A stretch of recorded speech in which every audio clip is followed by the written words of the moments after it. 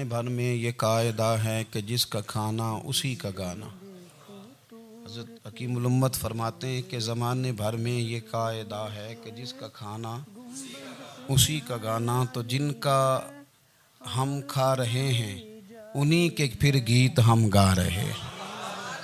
کائنات ارضی اور سماوی پر سب سے بڑا، سب سے شاندار، سب سے خوبصورت، سب سے ٹھنڈا، سب سے امن والا جو انقلاب ہے وہ میرے نبی پاک نے برپا فرمایا۔ بڑی یہ کم نصیبی ہے کہ مسلمانوں میں فرقے بن گئے اور امت تقسیم ہو گئی اور تقسیم ہونے سے کمزور ہو گئی۔ لیکن افسوس کی بات یہ ہے کہ لوگ اس بات کو سمجھنے سے عاری ہیں کہ عید میلاد النبی صلی اللہ تعالیٰ علیہ وسلم تو امت اس بات کے شکر کے طور پہ مناتی ہے کہ اللہ نے ہمیں اپنے نبی کا غلام بنایا۔ آؤ میں تمہیں مسلم شریف پڑھ کے سناتا ہوں، اور راوی بھی وہ بندہ جو ہر وقت حضور کے قریب رہتے تھے، حضرت انس بن مالک رضی اللہ تعالیٰ۔ آپ فرماتے ہیں مجھے وہ دن بھولتا ہی نہیں، میں بھلا سکتا ہی نہیں جس دن میرے نبی پاک مکے سے ہجرت کر کے مدینہ طیبہ تشریف لائے۔ حضور اس دن کیا ہوا تھا؟ تو حضرت انس بن مالک فرماتے ہیں ساری بیبیاں چھتوں پہ چڑھ گئیں، ساری عورتیں اپنے اپنے کام میں مصروف ہوتی ہیں، کوئی کسی وجہ سے چھت پہ چڑھ جائے تو چڑھ جائے، ساری کٹھی تب بھی چڑھتی ہیں جب گلی میں کچھ اور ہو، جب کوئی انوکھی بات۔ ساری بیبیاں چھتوں پہ چڑھ گئیں، بچے درختوں کے ساتھ چمٹ گئے، اور فرماتے ہیں کہ 70 کے قریب لوگ حضور کی سواری کے آگے تھے اور باقی سینکڑوں کی تعداد سے سواری کے پیچھے تھے، اور فرماتے ہیں یہ الگ منظر تھا۔ اور یہ مسلم شریف میں نعرہ موجود ہے، مسلم شریف میں یہ صحیح مسلم میں موجود ہے کہ جب حضور مدینے آ رہے تھے تو مدینے والے نعرہ لگاتے تھے یا محمدہ یا رسول اللہ، اور چلتے ہوئے لگا رہے تھے یا محمدہ یا رسول اللہ کا وہ نعرہ لگا رہے تھے۔ اور پھر حضرت انس بن مالک فرماتے ہیں یہ دو منظر یہ تھے، ایک تیسرا منظر بھی تھا۔ مدینہ شریف کے اندر کچھ قبیلے تھے، آج بھی ایسا ہونا نہیں چاہیے، یہ اسلام نہ صرف اس کو ناپسند کرتا ہے بلکہ اس کی تردید کرتا ہے۔ چھوٹی برادری بڑی برادری آج بھی تقسیم ہے، نہیں ہونی چاہیے۔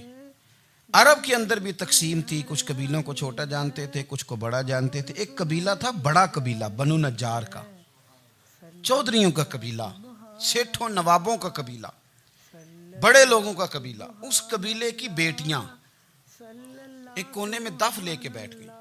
نبی پاک صلی اللہ تعالیٰ علیہ وآلہ وسلم کے غلاموں بات کو سمجھیں۔ ایک منظر یہ کہ عورتیں چھتوں پہ، آج ہم منع کریں گے کیونکہ یہ پردے کی آیتیں نازل ہونے سے پہلے کی بات ہے، اب آیتیں آ گئیں، اب ہم یہ اجازت نہیں دیتے۔ عورتیں چھتوں پہ چڑھ گئیں، مرد گلیوں میں نعرے لگانے لگے، اور بنو نجار قبیلے کی بیٹیاں، چھوٹی بچیاں وہ ایک کونے میں دف لے کے بیٹھ گئیں اور وہ پڑھنے لگیں طلع البدر علینا۔ اب تو میلاد غریبوں میں رہ گیا ہے، ہمارے یہاں فیشن ہو گیا ہے، جب حالات خراب ہوتے ہیں تو لوگ برکت کے لیے میلاد کراتے ہیں، اور جب امیر ہو جاتے ہیں پھر انہیں میلاد کے جائز ہونے کی دلیل ہی کوئی نہیں ملتی، پھر وہ یہ فیشن ہے۔ بندہ تھوڑا سا پڑھ جائے نا دو چار چیزیں تو ہر چیز کو غلط کہنا اس کی طبیعت ہوتی، پھر یہ فیشن ہے کہ میری سوسائٹی نہیں ہو گئی، کتابیں نہیں ہو گئی، فرنیچر نیا ہو گیا، دوست نئے ہو گئے تو مذہب وہی پرانا۔ اوئے ہوئے کوئی ترقی کرنی چاہیے، وہ ترقی کرتے ہیں بیچارے، اور جن کی پیچھے 10 نسلیں اور 50 نسلیں میلاد مناتی آنے کو اتنی دلیل کوئی نہیں ملی، سبحان اللہ۔ جن کی دادی وضو کر کے کھیر پکاتی تھی 11ویں کی، جب امیر ہو جاتے ہیں تو انہیں 11ویں پکانے کی دلیل ہی نہیں ملتی۔ اب آپ امیر ہو گئے میرے بھائی، آپ کا فیشن ہے، یہ طبیعت کا حصہ ہے۔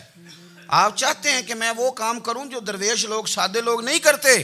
تم اپنے معاملات کو بچانے کے لیے نعرے لگاؤ تو تمہارے پاس ساری دلیلیں ہیں، لیکن یہ تمہارا نصیبہ ہے کہ تم جھوٹوں کے نعرے لگاتے ہو، لیکن یہ غریبوں کا نصیبہ ہے کہ میلاد والے رسول کا نعرہ لگاتے، یہ غریب کا حصہ ہے۔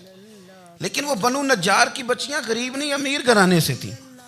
انہوں نے جو بات کی اس کو حفیظ جلندری نے لکھا۔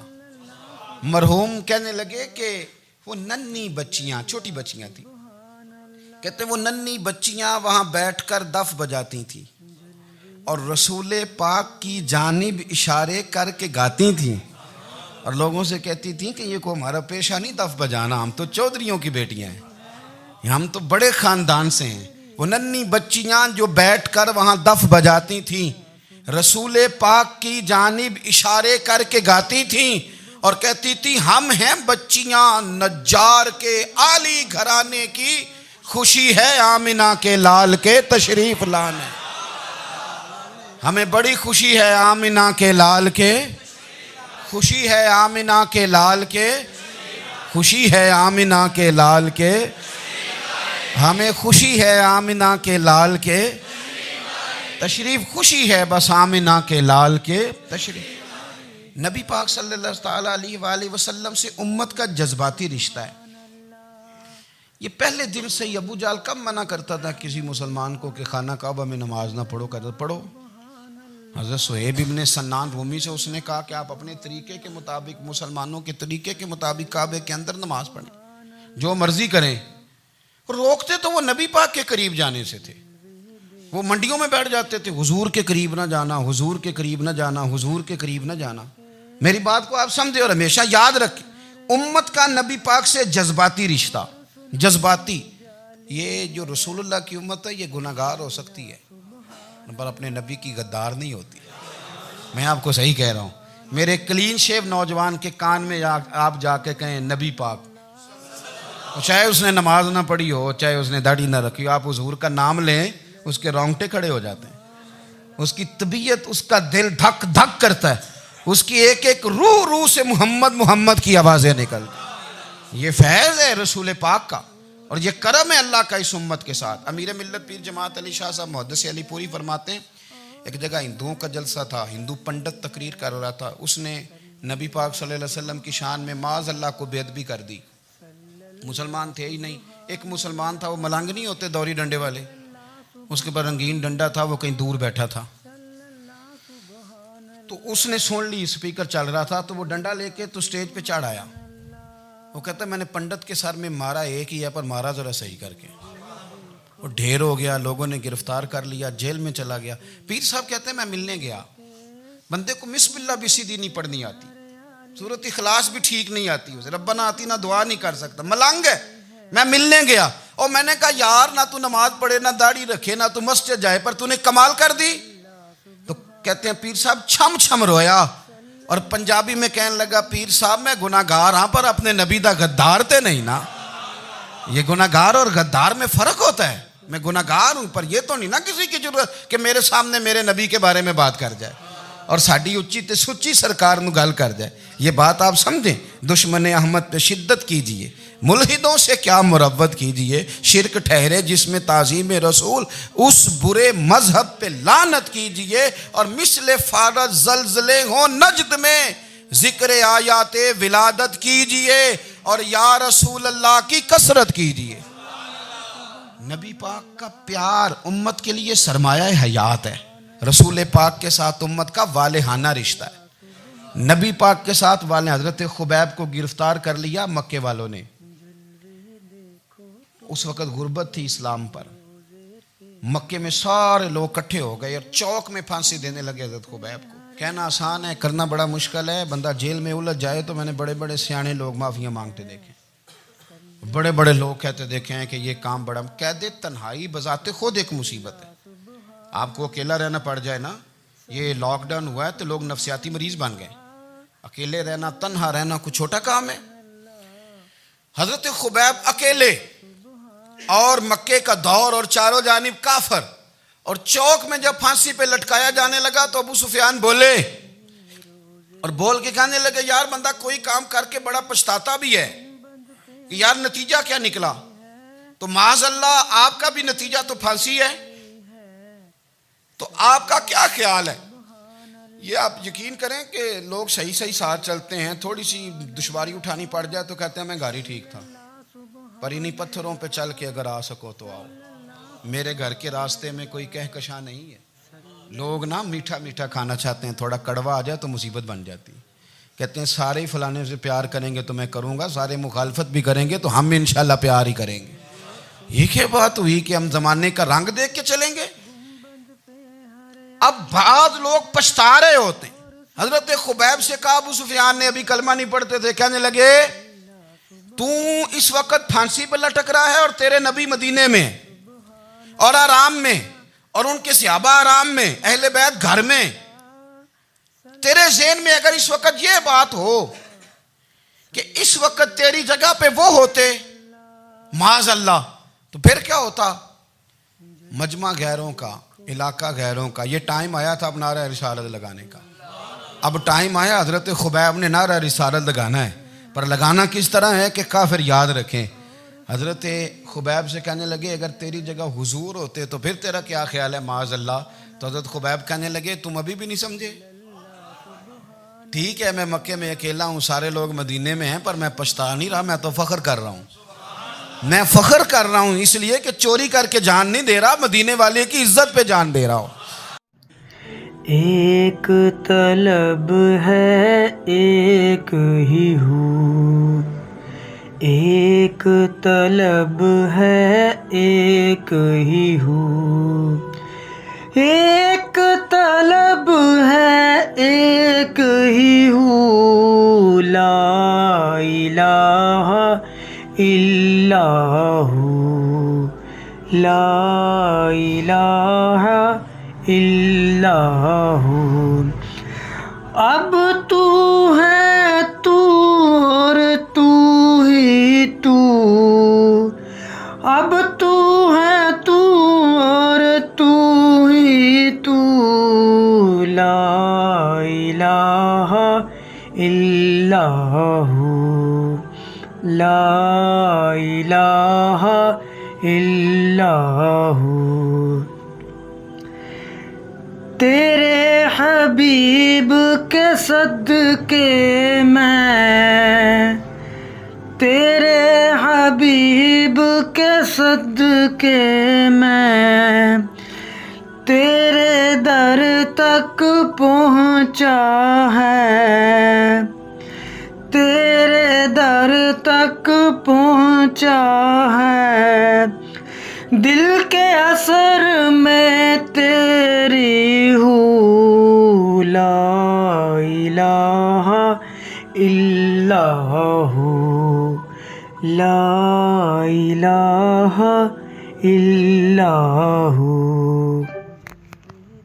میں فخر کر رہا ہوں، فرمایا سن، تو کہتا ہے تیری جگہ حضور ہوتے اور تم انہیں یہاں معاذ اللہ پھانسی پہ لٹکاتے، فرمایا سن، میں تو یہ بھی پسند نہیں کرتا کہ میں گھر میں بیٹھا ہوں اور میرے نبی کو ہلکا سا کانٹا بھی چبھ جائے۔ ہمارا اپنے نبی سے محبت کا رشتہ ہے، ایک کانٹا بھی حضور کے قدم مبارک میں چبھے ہمیں برداشت۔ مجمع ان کا تھا، نعرے لگ رہے تھے، ہم نے مسلمان پکڑ لیا، لیکن حضرت خبیب نے اکیلے، اللہ کرے آپ کو میری بات کی سمجھ آئے، اللہ کرے آپ کو سمجھ آئے، اکیلے جب پھانسی کے تختے کے قریب نعرہ لگایا نا کہ میں تو کانٹا بھی نہیں چبھنے دوں گا اپنے نبی کو، اب سارے ہار گئے۔ اب اس ایک جملے نے نا ان کو شکست خوردہ کر دیا، اب بول کچھ نہیں سکتے تھے، گردنیں جھک گئیں، اور جب سناٹا چھایا تو ابو سفیان ساتھ والے سے کہنے لگا باقی ساری باتیں اپنی جگہ پر ہیں، پر اصحاب محمد سے پیار تو بڑا ہی کرتے ہیں نا، اور وہ کچا رنگ للاری والا جیڑا چڑھ دا تے لیندا رہندا، اے عشق تیرے دا رنگ محمد چڑھ جائے پھر نہیں لیندا۔ کہا یار پیار تو یہ کرتے ہیں نا، اس میں کوئی شک والی بات؟ اس پیار سے کافر ڈرتا ہے۔ نبی پاک کے ساتھ جذباتی وابستگی، حضور کے ساتھ غلاموں کا جذباتی رشتہ، اور نبی پاک صلی اللہ تعالی علیہ وسلم کی آمد پر تشکر کے جذبات۔ امام رازی نے لکھا ہے کہ حضرت موسیٰ کلیم اللہ علیہ السلام نے تورات کی تختیوں کے اندر ایک امت کا ذکر پڑھا کہ جو امت گناہ کا ارادہ کرے گی تو گناہ لکھا نہیں جائے گا جب تک کر نہ لے، اور نیکی کا ارادہ کرے گی تو رب ان کی نیکی لکھ دے گا، اور جب وہ کر لے گی تو اللہ 10 گنا اجر عطا کرے گا، اور وہ ایسی امت ہوگی کہ جن کے چہرے قیامت کے دن نور کی طرح چمکیں گے، اور وہ امت ہوگی جن کی اللہ تعالیٰ زمین ساری پاک فرما دے گا، جہاں نماز پڑھیں گے نماز ہو جائے گی۔ یہ تذکرے پڑھ کے تو حضرت موسیٰ کلیم عرض کرنے لگے اللہ یہ امت میری بنا دے، تو رب کریم نے فرمایا کہ موسیٰ نہیں، یہ تو میرے محبوب کی امت ہے، فرمایا یہ تو میرے نبی پاک کی امت، حضور کی امت۔ اللہ اکبر۔ حضرت موسیٰ معمولی آدمی نہیں، وہ جلیل القدر پیغمبر ہیں جن کا قرآن کے ہر سپارے میں تذکرہ ہے، کہیں واضح طور پہ، کہیں اشارتاً، ہر پارے میں۔ اور حضرت موسیٰ اللہ کے وہ نبی ہیں جو رب سے ڈائریکٹ باتیں کریں کوہ طور۔ کہا اے موسیٰ یہ امت تو میرے نبی کی ہے، تو حضرت موسیٰ علیہ السلام عرض کرتے ہیں، امام رازی نے لکھا ہے، کہتے ہیں اے اللہ پھر مجھے اپنی نبی کی امت میں شامل کر۔ او یار ہمیں لوگ کہتے ہیں میلاد نہ مناؤ، جس امت میں آنے کے لیے حضرت موسیٰ نے دعا مانگی، جس محبوب کی غلامی کے لیے، ہمیں تو دعا بھی کوئی نہیں مانگنی پڑی، اللہ نے فضل سے ہی مدینے والے کا غلام بنا دیا۔ تو ہم حضور کے تذکرے نہ کریں، ہم تشکر نہ کریں، ہم نبی پاک صلی اللہ تعالی وسلم کی نعت نہ پڑھیں، ہم حضور کے آنے پر جشن کا اظہار نہ کریں۔ ہر وہ جائز طریقہ جس سے اظہار خوشی ہو سکے وہ میلاد پہ کرنا چاہیے، اور اس کے لیے اسباب بنانے چاہیے۔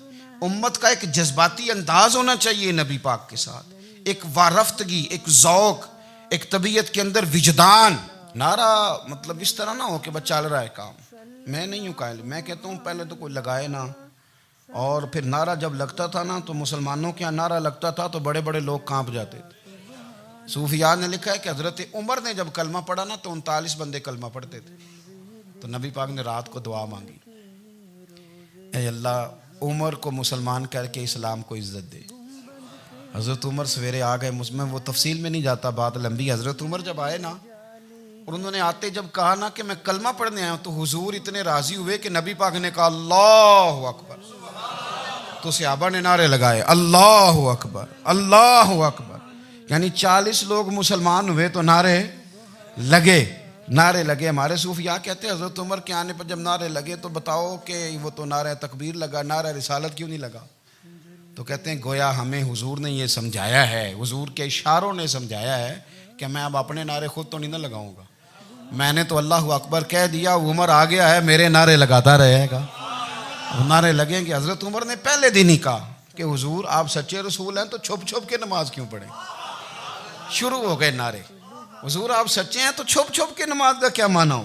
تو حضور نے فرمایا تیرا کیا ارادہ ہے؟ کہ حضور سارے نہیں، ایک میں، ایک امیر حمزہ، ایک لائن کے آگے وہ لگ جائے، ایک کے آگے میں لگ جاؤں، اور باقی مسلمان جتنے ہیں کل 40 تھے، پیچھے 18 19 بچیں گے، تو ایک لائن میں وہ ہو جائیں، ایک میں آگے، ایک میں امیر حمزہ ہو، ایک میں ہوں، تو دیکھ لیتے ہیں یہ ہمیں نماز کیسے نہیں پڑھنے دیتے۔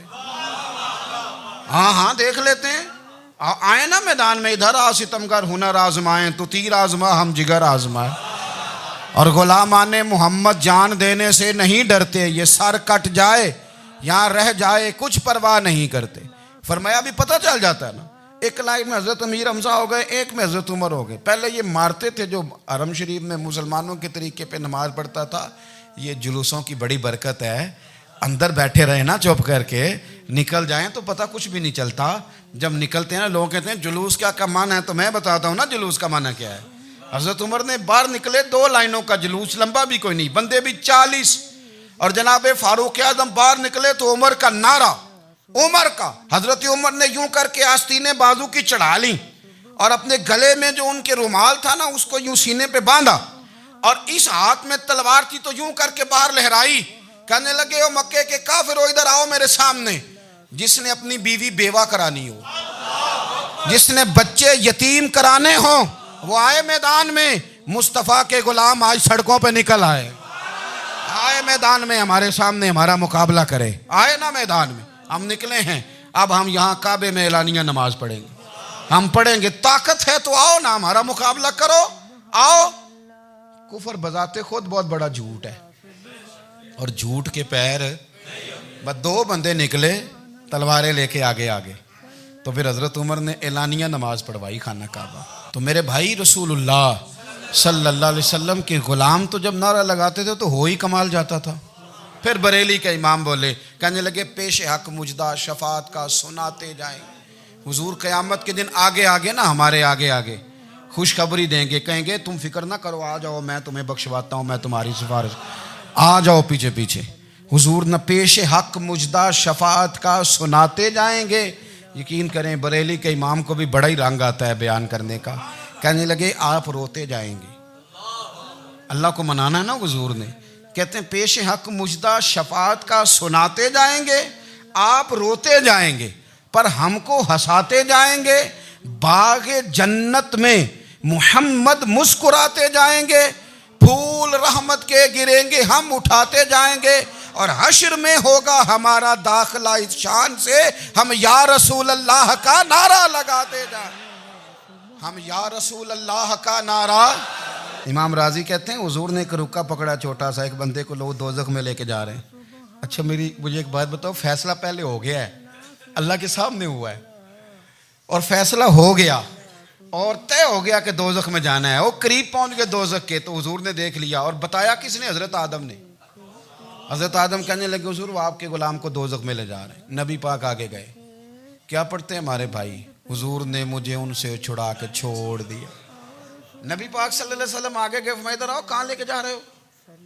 اللہ کے سامنے فیصلہ ہوا ہے نا، فرشتوں نے کیا ہے نا، فرشتے کو کسی سے بددیانتی تو نہیں نہ کرتے، فرشتوں نے جو کیا ٹھیک کیا ہے نا، کیوں لے کے جا رہے ہو؟ سونے گناہ زیادہ ہیں، نیکیاں تھوڑی ہیں، فرمایا میرے سامنے تولو۔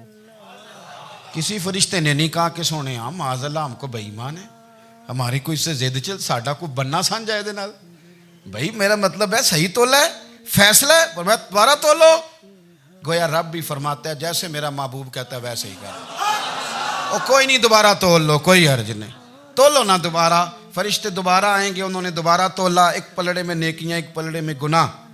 اب وہ گناہ پھر زیادہ نکلے تو نبی پاک نے نا جیب سے اتنا سا روکا نکالا، روکے کا بھی کوئی وزن ہوتا ہے، وہ حضور نے نیکیوں کے پلڑے میں رکھ دیا، نیکیاں بڑھ گئیں، فرشتے بھی چپ کر گئے، چلو بھائی جنت میں۔ میری طرح کا تھا نا پتہ سارا سردار نے کیتی ہے، پتہ تو تھا نا اسے من آنم کے من دانم، تو سیدھا حضور کے قدموں سے جا لگا، کہنے لگا سونیا میں تو ساری زندگی گناہ کرتا رہا، یہ کون سی نیکی ہے؟ تو حضور فرمانے لگے چپ کر، جنت کا دروازہ کھول گیا، تو جا جنت میں۔ حضور رکے میں کیا ہے؟ فرمایا تو نے ایک دن درود و سلام نہیں پڑھا تھا، میں نے تیرا سنبھال کے رکھا ہوا تیرا درود شریف، وہ نعرے رسالت نہیں تو نے لگائے تھے، وہ تو کھول کے میرے تذکرے میں نے تیرا سنبھال لیا، دوزخ میں تو کیا میرا سایہ نہ جائے، کیونکہ رسول پاک سے دیکھا نہ جائے، میرے رسول پاک۔ اور میری بات سنو، میں بھی آپ کو کھانا نہیں کھلاتا، لنگر میرے سنگی کھلاتے ہیں، میرے دوست آپ کو کھانا پیش کرتے ہیں، ہر جگہ آپ جاتے ہیں تو وہاں کچھ لوگوں کی ڈیوٹی ہوتی ہے، لیکن ترمذی شریف سیاستہ کی حدیث ہے، حضرت انس نے پوچھا تھا حضور قیامت میں کہاں ملیں گے؟ فرمایا حوض کوثر پہ۔ حضور وہاں انس پانی پلائیں گے کہ بلال پلائیں گے کہ سہیب پلائیں گے؟ فرمایا نہیں، امت پیاسی آئے گی تو میں اپنے دست مبارک سے پانی پلاؤں۔ حضور وہاں نہ ملے تو فرمایا پل صراط پہ آنا، امت گزرے گی تو میں رب سلم کی دعائیں کروں گا۔ تو اعلیٰ حضرت فرماتے ہیں جب حضور دعا کر رہے ہیں تو ڈرنے کی ضرورت کیا ہے؟ خدا کی رضا چاہتے ہیں دو عالم، خدا چاہتا ہے رضائے محمد، رضا اب پل سے وجد کرتے گزری کہ ہے رب سلم دعائے محمد صلی اللہ ہو۔ تو حضور وہاں ملاقات نہ ہوئی تو پھر اس حدیث کو بھی یہ حدیث مضبوط کر دے گی۔ حضور فرمانے لگے پھر میزان عمل پہ آ جانا، امت کے عمل تول رہے ہوں گے اور میں کامیابی کی دعائیں مانگ رہا ہوں گا، تو جس کے لیے حضور دعا مانگیں گے ناکام ہوگا۔ اپنے بچوں کو حضور کی محبت سکھائیں، نبی پاک صلی اللہ علیہ وسلم کی غلامی کریں، آپ کا رشتہ نبی پاک کے ساتھ مضبوط ہونا چاہیے، آپ کے تعلقات حضور کے ساتھ مضبوط ہونے چاہیے، اور آپ نے دائیں بائیں نہیں دیکھنا کہ پراپوگنڈا کیا ہے، لوگ کیا کہہ رہے ہیں، لوگوں کو دیکھ کے جو لوگ رستہ بناتے ہیں وہ پیچھے رہ جاتے ہیں۔ آپ نے یہ دیکھنا ہے کہ میرا حضور سے نسبت کا تعلق مضبوط ہے، کوئی کدھر جا رہا ہے اس سے ہمیں کوئی تعلق۔ اس وقت عالمی حالات کیا ہیں، قومی حالات کیا ہیں، معاشی حالات کیا ہیں، جرنلسٹ کیا کہہ رہے ہیں فلانے کے، ہمیں اس سے غرض نہیں ہے، ہمیں تو اتنا پتہ ہے کہ ہم نے اپنے نبی کو راضی کرنا ہے۔ تو اس لیے خوبصورت محافل کا ذکر کریں، خوبصورت درود شریف پڑھیں۔